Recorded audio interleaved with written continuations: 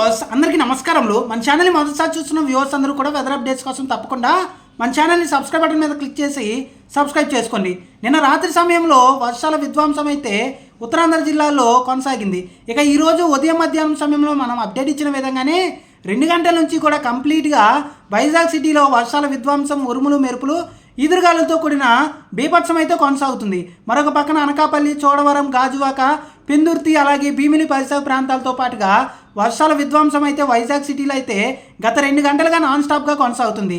ఈరోజు రాత్రి సమయంలో, సాయంత్రం సమయంలో కూడా ముఖ్యంగా వైజాగ్ సిటీతో పాటుగా విశాఖపట్నం జిల్లా, అనకాపల్లి, పార్వతీపురం మన్యం జిల్లా, అల్లూరి సీతారామరాజు, విజయనగరం, శ్రీకాకుళం జిల్లాల్లో వర్షాలు కొనసాగే అవకాశం ఉంది. అలాగే ప్రస్తుతం వైజాగ్ సిటీలో పడుతున్న వర్షాలన్నీ కూడా మనం కాకినాడ, కోనసీమ, తూర్పుగోదావరి, ఏలూరు జిల్లా, పశ్చిమ గోదావరి జిల్లాలో ఈరోజు రాత్రికి చాలా ప్రాంతాల్లో చూడటానికి అవకాశాలు ఎక్కువగా ఉన్నాయి. తుని, పిఠాపురం, కాకినాడ, రాజమండ్రి వైపుగా ప్రజలు అలర్ట్గా ఉండండి. సిటీ వైపుగా ఉన్న ప్రజలు, అలాగే ముఖ్యంగా మనం చూసుకుంటే సింహాచలం భక్తులందరూ కూడా అలర్ట్గా ఉండండి. వైజాగ్ సిటీలో వర్షాల విధ్వంసం అయితే కొనసాగుతుంది.